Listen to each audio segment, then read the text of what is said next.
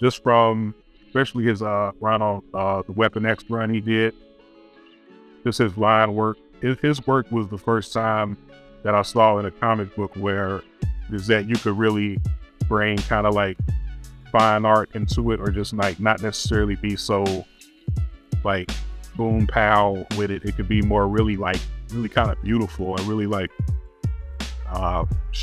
yeah. I mean, if you know his work, then you know. You are listening to the Artist King podcast.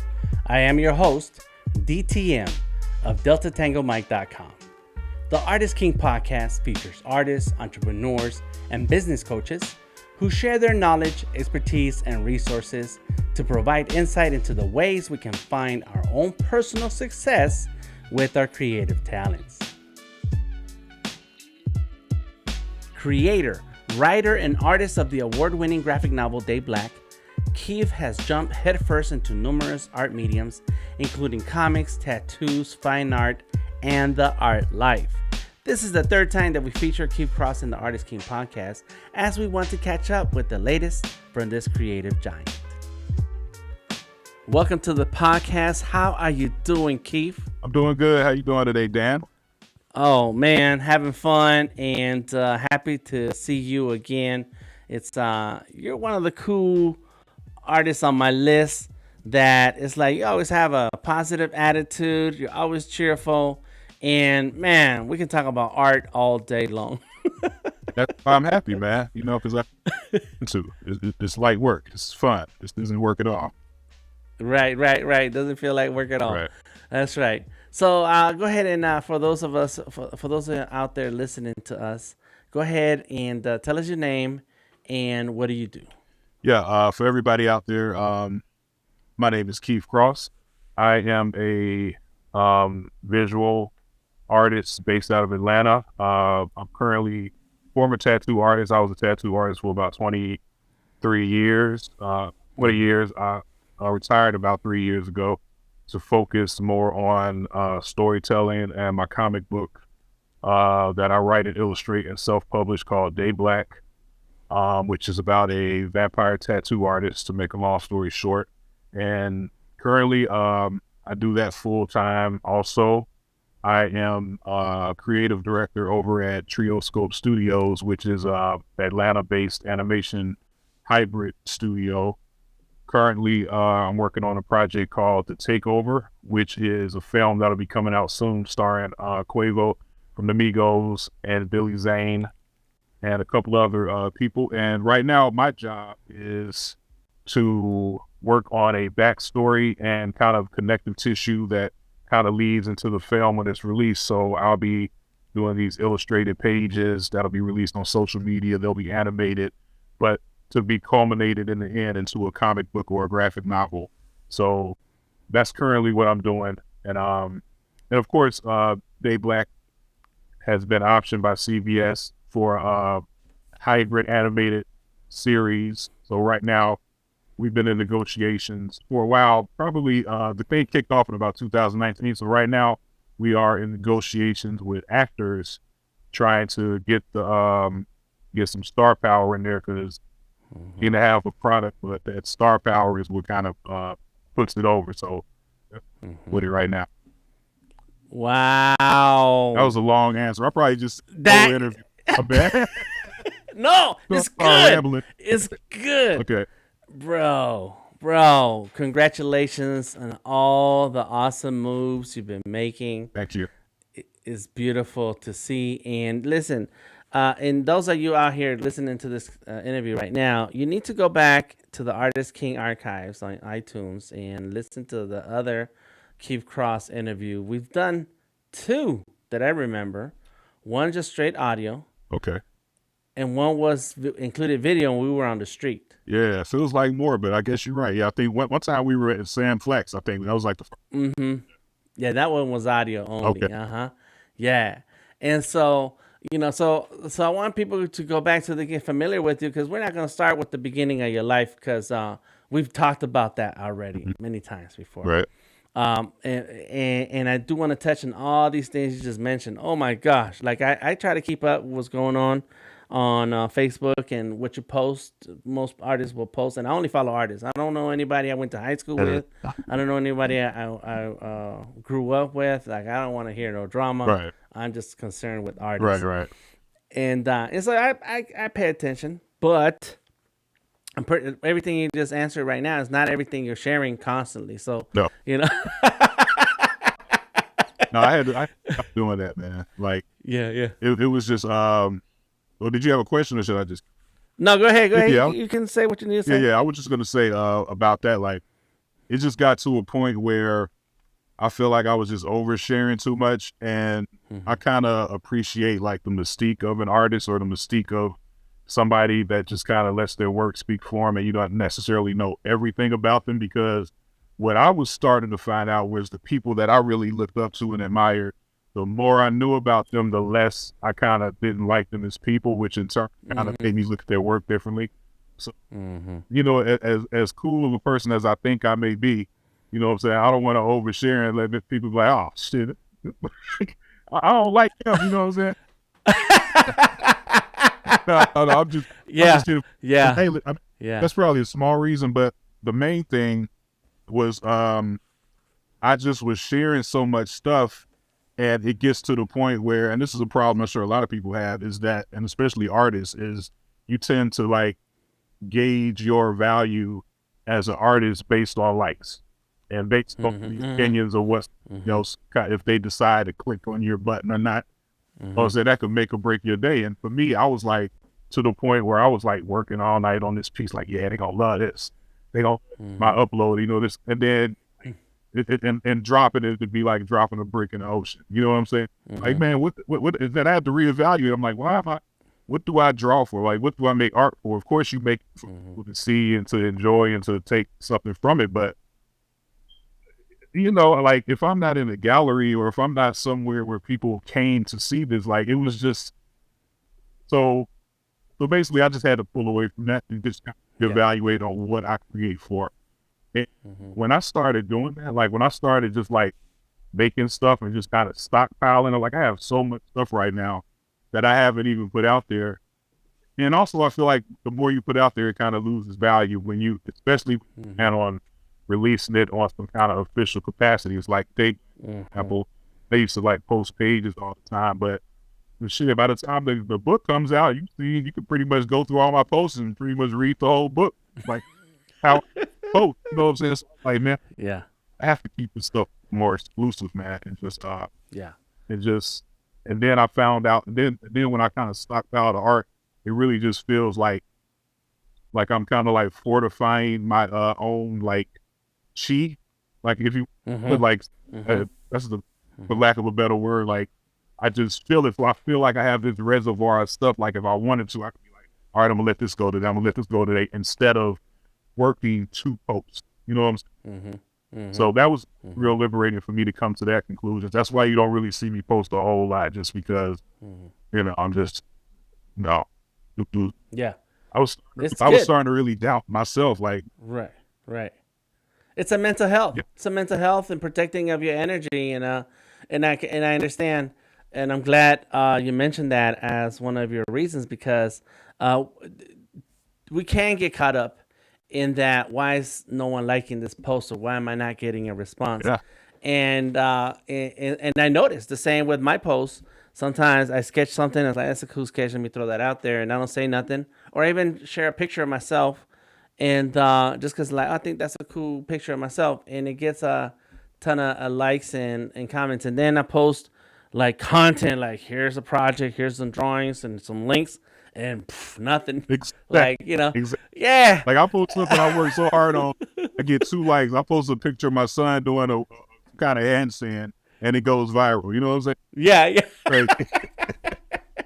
And so it's okay to remember that not everything we post is for everyone, and then and so that helps to also protect our mental health, that we're not waiting for, well, why I posted this 2 hours ago, why is no one saying anything? Right. You know, you have to protect your energy so you don't start getting anxiety and now you're getting into arguments inside of your own head about what's going Yeah, on.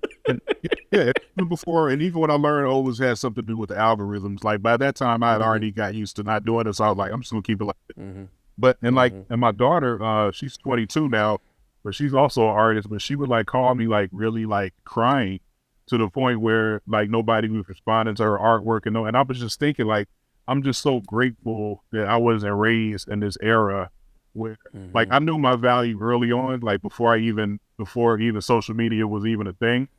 So I'm just glad I came up in that time where you learned your worth from just, I don't know, you're just in a different way. You know what I'm saying? But the kid is like it's so heavily, and not to say that it's not valid because that's the world we live in now, but it's just important to know that that's not the end all be all of who you are. You know?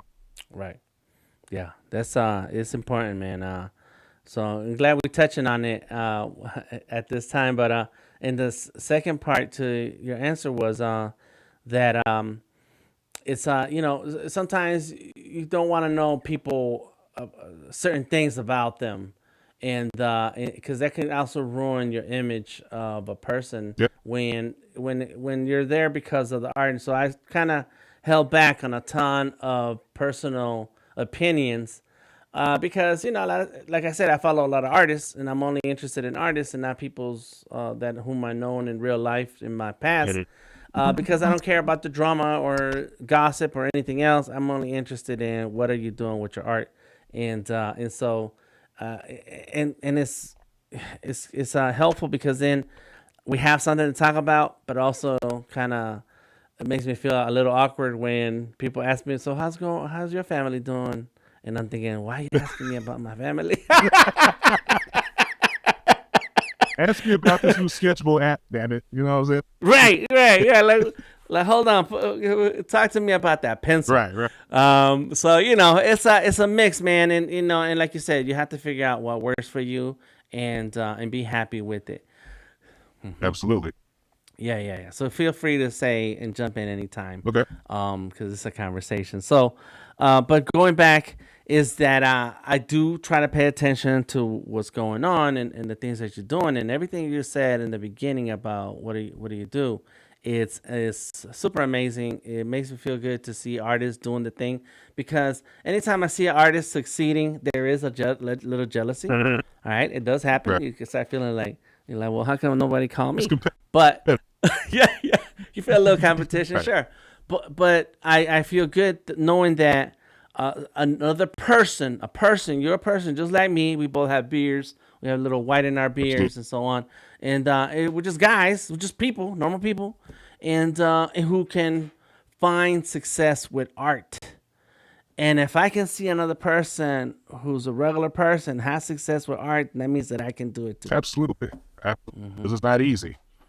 No, And no. when people find success in it, it is notable, it's commendable. You know what I'm saying? Right, and so that means that I could put in the work myself and actually achieve some of the same things, and it's possible. It makes it possible. But let's touch on the long answer. Tattooing for over 20 years. That's how you and I know each other from the tattoo industry world. But I didn't know you were retiring from tattooing, and then you were kind of like dipping back and forth. And tell us about your experience as a tattoo artist. How did being a tattoo artist help launch your art career? And at what point did you feel like, you know what, I think I've had enough because my interests are greater now and I don't have time? Well, shout out to Nitty over at Infamous Tattoos, because he was I think that's like the second shop I worked at. But he was really supportive because I was probably it was a lot of tattoo artists there, but I was the only one that could probably draw outside of doing tattoos, you know what I'm saying? So he respected that, and he always gave me room to like paint and do murals on the building, and it was just, but at the same time I could stop and go make some money. So I was just in a very like rare situation where I could create art on my downtime and still stop, put the brush down and go make, some big money at the same time. So that was just a perfect blend of opportunity for me to kind of thrive as an artist. And it was good, man. Like the money was really good. I went fresh out of art school straight to doing tattoos, so I never even tried to get a job in what I went to school for. Like I immediately started tattooing. What'd you go to school for? What was It's it? illustration, but I Okay. ended one years later anyway, professionally. But and so yeah, I got caught up in that. I got caught up in the whole tattoo lifestyle. Those hours, you know how it is. Mm-hmm. To the point where after a while, I started noticing like I started to not feel the fulfillment, especially Mm-hmm. with the type of people that were coming to get work done for me. It's like the type of stuff that I was being asked to do, I didn't feel like was worth my time, worth my talent. I'm not even gonna lie. Uh, Mm-hmm. so it just got to a point where I just feel like we as artists, I feel like we just have like I don't feel like we have a infinite amount of talent. Like I think we have it, but I feel like it peaks and it can kind of be. And I feel like I was wasting some of that juice on things that really wasn't worth it. You know what I'm saying? And Mm-hmm. to me, I feel like if you're a tattoo artist and if somebody wants to come get a tattoo, they deserve to have an artist that feels like he can give you that every time. You know what I'm saying? Mm-hmm. Taking it away and he's not feeling uninspired by you. I wasn't that artist no more. So it was fair to my clients or fair to me to really just kind of keep doing the dance. Mm-hmm. That's when that's when the first little seeds kind of sparked in me. And I was like, damn, like, I just finished doing this giant painting, but now I'm about to tattoo Donald Duck, you know what I'm saying? With holding a money bag with a black, you know what I'm saying? Uh-huh. Uh-huh. Uh-huh. And if that's Yeah. somebody wants, they should want it. They should be able to get it, like get Yeah. it to the T beautifully done. But I just my heart wasn't there no more. And and especially since I got the idea for DayBlack, once I started working on that, then I really started to kind of like see a shift. You know what I'm saying? Mm-hmm. And another thing, which was a major turning point for me, is I remember Maya put out that remember that movie he did, Mm-hmm. Color Outside the Lines. Yes. I wasn't in that movie. And and the thing is, he told me. Now nobody, I've never told him. I never really said this publicly, but Sure. but it's cool because it's a part of the reason. You know what I'm saying? But he told. I remember we had a conversation. He was like, yeah, I definitely want to get you in it. I definitely want to get you in it. Next thing I know, it was out, and Mm-hmm. so for me, that was kind of like a crossroads to where how I perceived myself, Mm-hmm. how other people perceive me.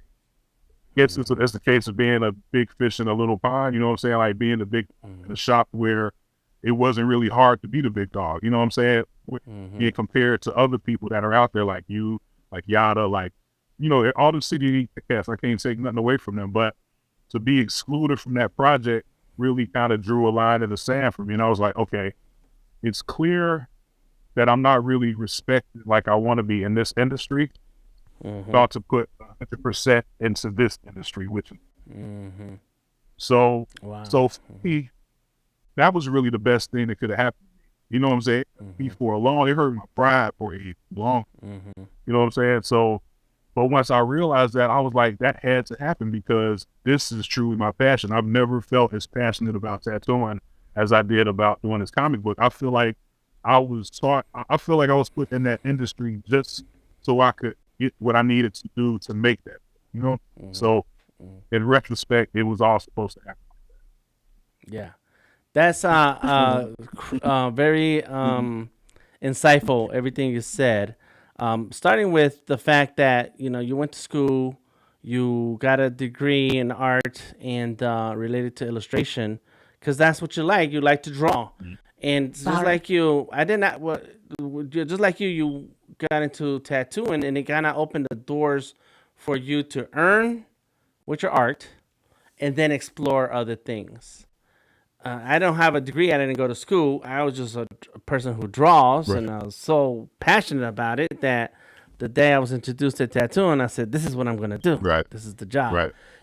But like you, eventually you retire from it because it's that you have these grandiose ideas, and but sometimes, and and I've been trying to get away from it, especially with the people who I have taught to tattoo.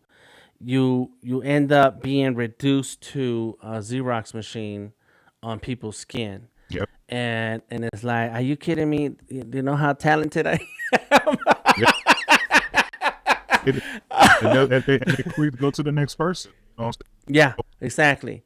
And so you become just this uh, big ups to anybody who can cook a good burger, but you just become another fast food, and it's like no, no, no, and so eventually I was only doing large tattoos, um, high price tattoos, and that's what I started to teach my apprentices is that forget trying to do master everything that's out there. And a show like Ink Master is cool because you can see the versatility and talent of people. But when it comes to your own happiness and the challenge, and finding ways to challenge your art skills, you want to be in charge of that. And so I taught my artists that look, you focus on the art that you want to do, and once that art starts to look right, people are gonna come for that, and only the ones who want your work are gonna reach out to you, and not regular people will say, "Oh, you do tattoos? Oh, let me tell you about that idea that I want, Right. that I have." And they're like, "Yeah, but I don't do those." You're like,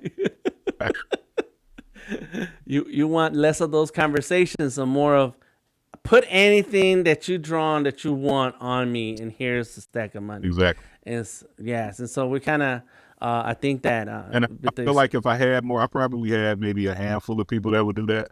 I feel like if I hmm had more, that may have kept me there, but right, it just wasn't happening. yes, right, and I think that when you came up and right after we came up, that was the mentality is that I gotta draw whatever somebody wants because they're walking through the door. Right. I gotta pay rent here. I gotta pay. This is my life that I have to pay. Yeah. My art that pay for my life. Yeah. So I have to accept whatever people Yeah. come in and And want. especially being a, black and brown artist, you know what I'm saying? Like we already hmm fight against that stigma about people hmm walking in like, oh, I didn't even know black people did tattoos, So right, right out the bat, being undervalued. We already gonna be undervalued. right. You know what I'm saying? hmm Because you can go into a hmm white shop and they can ask for the same thing and they'll pay it without question. So when it Yes, come right. to us, it was always this hmm hook me up mentality.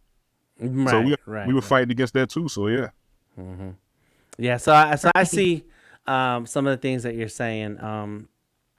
But as we get further, and I will touch on that color outside the lines. Yada did get like 30 he seconds. did. Yeah, and put it Yeah. bad. And but I didn't. No one talked to me. Yeah, And when you're talking about the history of tattooing in Atlanta, Vantage. I is talk about Vantage Point Studios. yeah, so I just stop mentioning it right now. I feel a little emotion. But but like you said, that kind of gives you an idea. Like, well, my focus, where should my focus be? Right. Not that I was excluded or that I'm not considered this or that. It's like, well, then what am I should look at what am I doing? What's going on here? And when we were coming up in Vantage Point, we had our tattoo shop.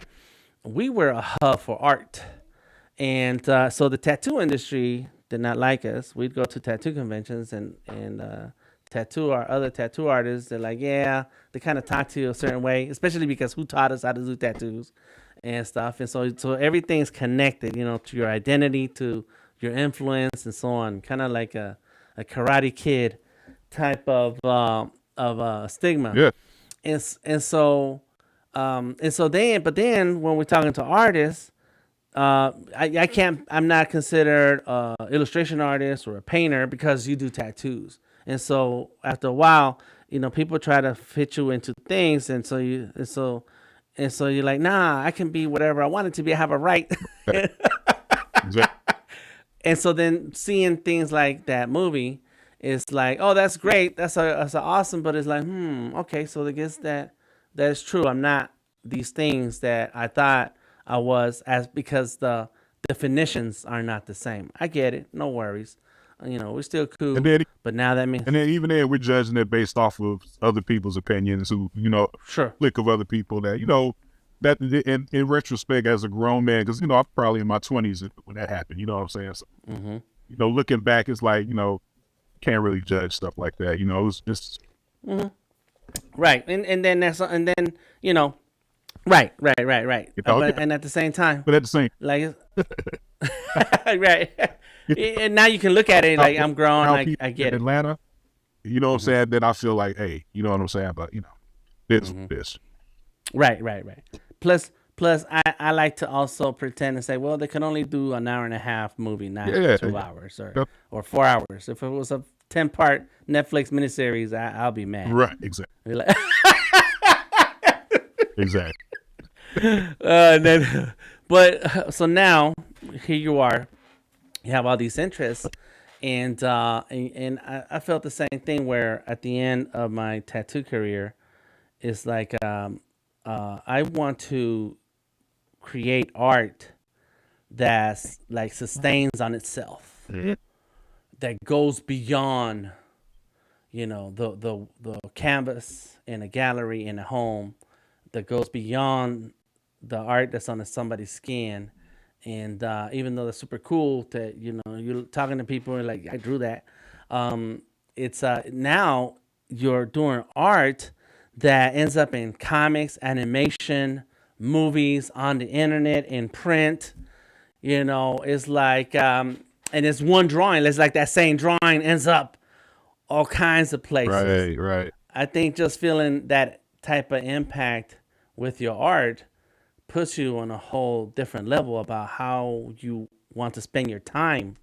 Absolutely. Drawing. Absolutely. Especially, and the validation is nothing like it because, it's something about just seeing somebody drawing in the corner. Like I'm drawing, always drawing. It's like it doesn't really seem like you're doing any work. Like maybe happy, people they just over there drawing. But when you really, because nobody really respects, especially your family. Nobody really respects what you're doing until other people validate you. You know what I'm saying? Weird. It's like, but then it's like when they do, it's like, see, I wasn't just drawing. I was really doing something. You know what I'm saying? Yeah, man. And you know why? I have an idea on why, and just because you said it, your family doesn't really respect your art. You know why? Because you were 2 years old drawing. Right. Okay, they see you've been, you were doing that before you were walking straight. Exactly. Right. It's nothing. You know what I'm saying? Right. Well, it's nothing, and it's like I seen you do that. That's nothing. Right. Yeah, but also at the same time, it's like a baby did that. A baby could do that. Exactly. If a baby can do that, right? My granddaughter's 3 years old. Okay. If she can draw, right, then what makes you so special? Right. She's 3 years old. My kids, man, they do like my daughter's an amazing dancer. But I see it all the time. I'm like, yeah, this is what she does when we're sitting at dinner. Like she jumps up and start doing this exact thing you loving. It's just what they do. But yeah, that's cool. So I think that's as time goes on, you kind of you're gonna get unimpressed by their art. But because you're an artist and you have those same feelings, well, you feel pride. Yeah, because like, okay, that looks good. Now let me show you something else you can add to that. I wouldn't say unimpressed, but especially being that we are artists, you know what I'm saying? Like, I think because growing up, even with my mom, like she was super supportive, and that's one thing. Like a lot of people will say, like I hear a lot of people say, people always told me I wouldn't make it, or people say like I never. People always counted me out, and this and that. But I can never say that. Like my whole artistic, I've been surrounded by nothing but people that supported me, like my team, my family, always been like, so, and I think if people have that, you know what I'm saying, that also just helps immensely. It just builds your confidence up and everything. So yeah. Yeah, I always feel like parents and families should support the passions. Yeah. I'm sorry, what was that? Go ahead. The what in? If they could live them. Like 2 minutes. Okay. Sorry about that. It's all right. I'll just remember to take this part out. Yeah. So now that you're exploring all of these things, and I love the DayBlack story. I love your art style. Number one, I don't think anyone in the world draws the art in the art style that you draw. You must be the creator of this art style, because I never seen it anywhere. Thank you, man. Thank you. I haven't. Yeah. Um, hold on, Dan. Edit this. I have to go get my charger. Okay. Go ahead.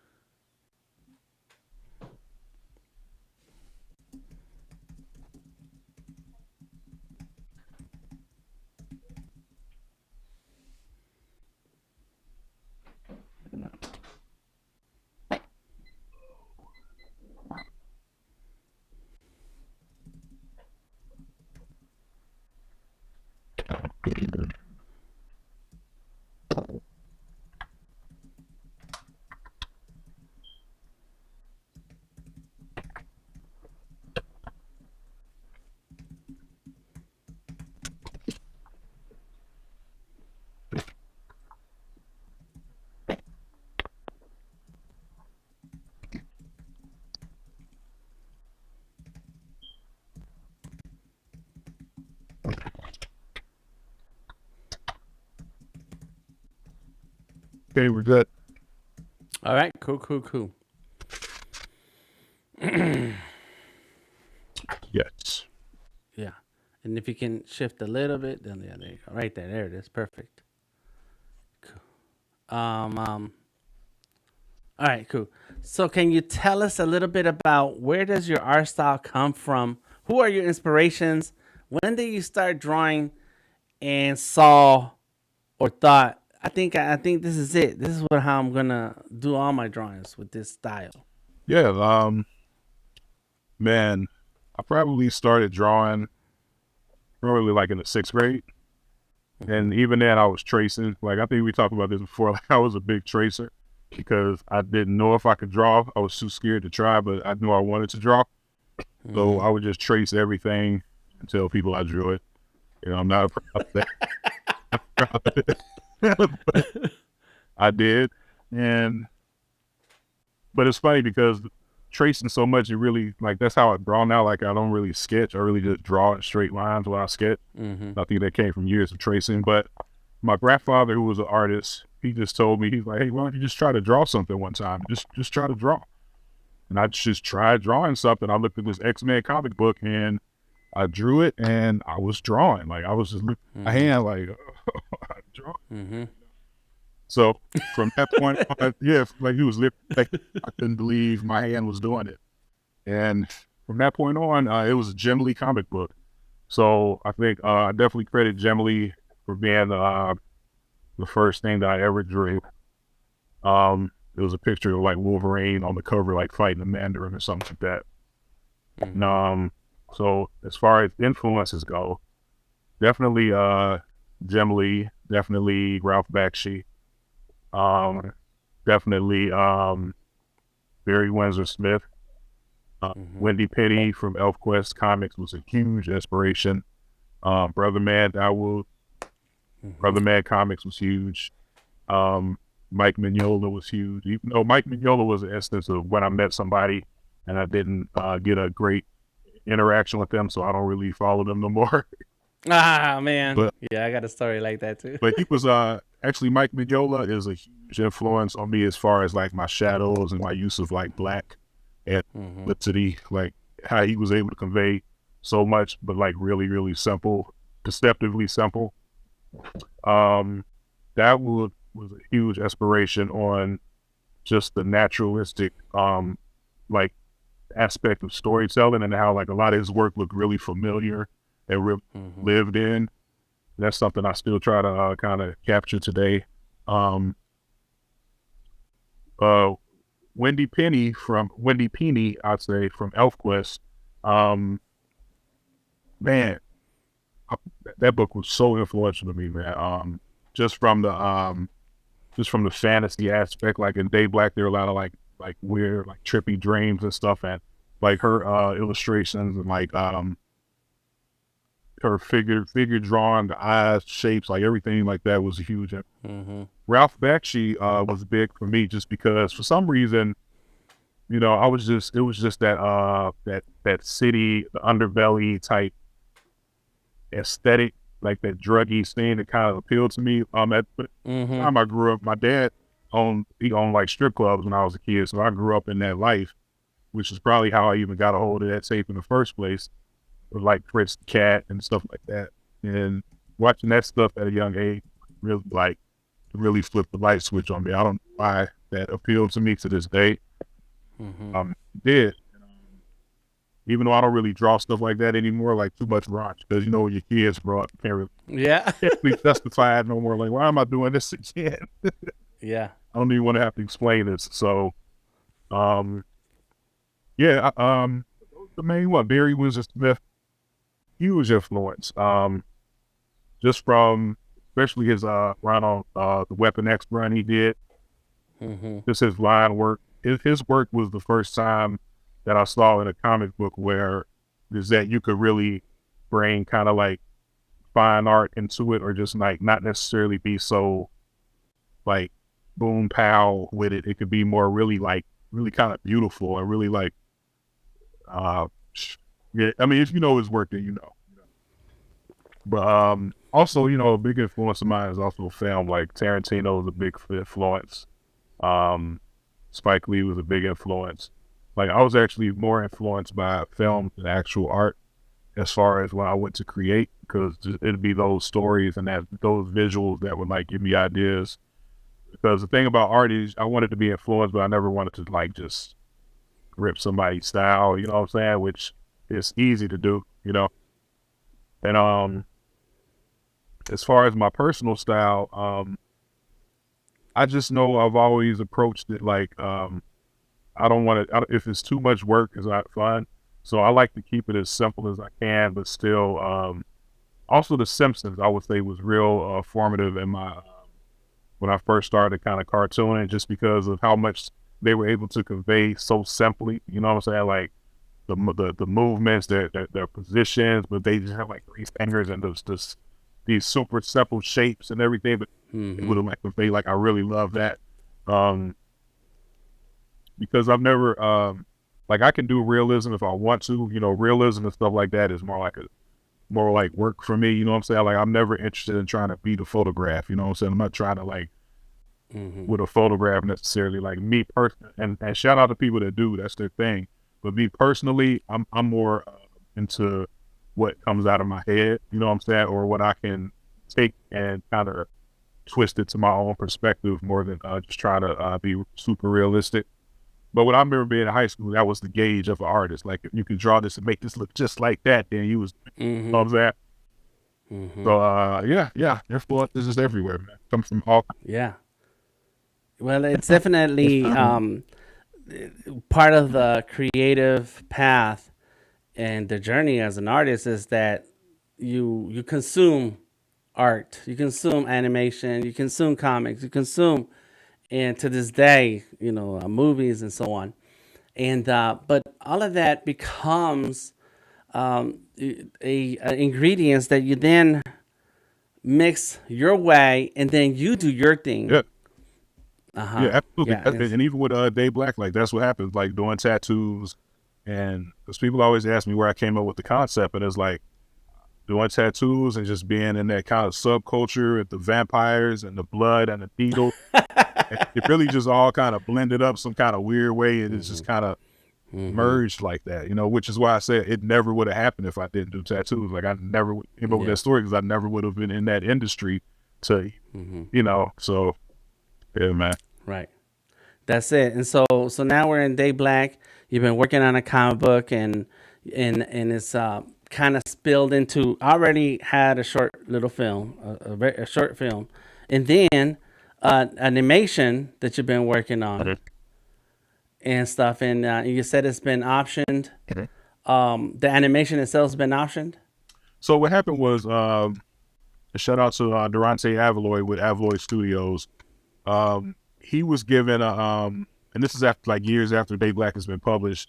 He had been one of my followers on Facebook for years, and he has an animation company, Evolution Studios, and they got a grant from Toon Boom to produce some IPs or to make sizzle reels from some IPs that may be considered to, be produced by them or something like that. So he reached out to me, and he was like, "Yeah, do you mind if we shoot an animated series?" I'm like, "Yeah. It's not gonna cost me that. Let's do it. Let's do it." Yeah. So we started out like that, and he did produce a sizzle reel. Like I think I uploaded it a while ago. It's kind of like a cool little animated sequence of Merch just kind of walking around looking cool. And so it got to a point where he was like, "Okay, I feel like this could be a little bit bigger than what we're capable of doing." So he ended up shopping it around and came across Trioscope Studios, which is a kind of a they used to be School of Humans. I don't know if you ever. I know you probably and pivoted into the Trioscope, and they were looking for some IPs to kind of produce. So they love DayBlack, and we got to deal with them. They also did a series on Netflix called The Liberator, and it's kind of their style is kind of like it's basically, you've seen something similar, kind of like in the movie like Waking Life, or if you ever see the movie Undone, where it's kind of or a Scanner Darkly, like those type of movies where they action and then they kind of do this little animation thing on top of it. It's like that, but it's a little bit differently how they do it. But that so yeah, we got to deal with them. And from that point on, we started shopping it around to other networks who might be interested in picking it up to actually produce the. At one point, it was going to be a film, but it pivoted into a series because, like during COVID, like series just kind of became the thing to do. And, which is I prefer that because I feel like when you have a film, I feel like you just get one chance to kind of like either don't make it and that's it. That's it. They've seen it once, that's it. But when you got a series, I think it has more longevity to have like more just like character development, fleshing it out a little bit more over. So yes, long story short, I was optioned by CBS in 2019, and basically since then we've been pitching. Like it's really a long waiting game. Like it's been so long that I'm not even really tripping on it no more. It's like, okay, like but it's still nice to know that it's still people that are actively working day and night. That feels great, and people that are really excited about it.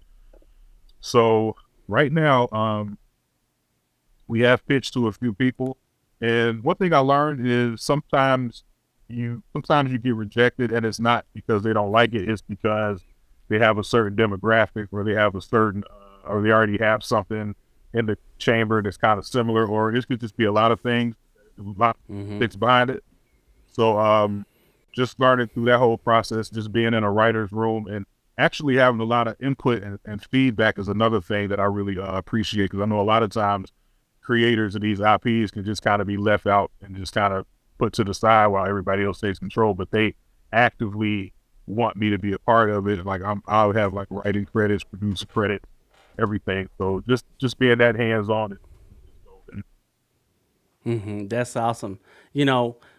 Finding a team of people to work with, I think is something that we need to take away out of this conversation also, is that because, you're starting your tattoo career, the people you've been around as an artist and now into these other multimedia arenas, it takes other folks. You may be the one with the talent. It may be your ideas. Yeah. And we always see the lonely artist sitting there drawing, and but in order to see their success, you gotta find like-minded people. You have to, man. You have to. And for me, it was tough at first because you get so used to doing everything on your own, and when people actually reach out to try to help you, I know for me personally, I just always looking at an ulterior motive, like.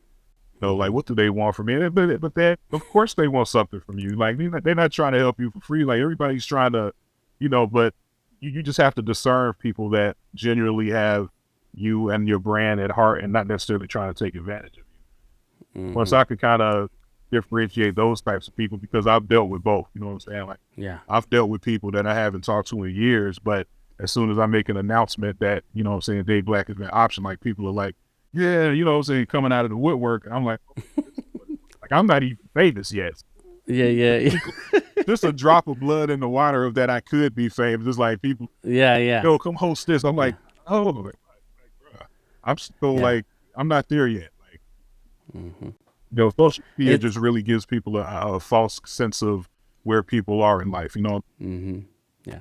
Well, and that's why I think building relationships is important. It's part of that process. You build a relationship with folks that so that you can see more about who they really are. Absolutely. You know, before you commit, before you give in, before you share, you get to know folks. And so now in your current position, it's like you're moving right through the ranks, and now you're creative director, art director. I forget which one you said. Yeah, yeah. Creative director, and I'm at the studio. I'm at Trioscope Studios, who is also the studio that is doing the DayBlack film. So it's like I'm Mm-hmm. just and it's just crazy because it all came from just this comic book that I did while I was doing tattoos. You know what I'm saying? It just feels great that something that I did in my 20s is something that is really like sustaining me to this day. You know, Mm-hmm. and just the fact that I'm involved with them on two different levels is also great. You know what I'm saying? Mm-hmm. You know, I just don't feel disposable. Like I really feel like, you know, like not vital, but definitely Mm-hmm. a contributing factor to everything. Yes, yes, and that's good. And so there is that is an example. And again, to my earlier comment, is that when you see someone making these moves and they're a normal person, uh, you know, not somebody in some country, in some city, in some location is like, you know, but they have all the advantages in life. Like, no, you are a person who's worked through things. Yeah, We know you personally. We know your work, and it's like they're able to move up through the steps of their art career, and that means that others can do the same too. We all can do it. absolutely, man. It's just So, go ahead. consistency, man. I mean, consistency is the biggest. Mm-hmm. Like people are like kids will inbox me like, "Yo, can you got any advice or what or you know?" And I think I disappoint them all the time, like because sometimes they don't even respond back when I give them my. I'm just like, be dope, have something dope, be consistent. That's really all. Mm-hmm. You know what I'm saying? Like I don't have a secret. Like I don't have a formula. Like just all I did was I kept putting stuff out. You know what I'm saying? I just kept doing it, and people came. And people, it's like the law of attraction, man. Like people came to me. Mm-hmm. Like I didn't. Anytime I ever tried to seek anything out, it never happened. Anytime I ever tried to submit like DayBlack to like comic companies, like they always was rejected. But it wasn't until I just started doing it just to do it that a publisher approached me, or you know what I'm saying, Trioscope approached me. Like everything comes to you once you put in the work. You know what I'm saying? Once you put in the work and they see it, that's when they come. That's what Mm-hmm. people try to hear that. They maybe try to be like, where can I be? Mm-hmm. Can I be your friend or anything like that? I'm like, that's not necessarily the answer.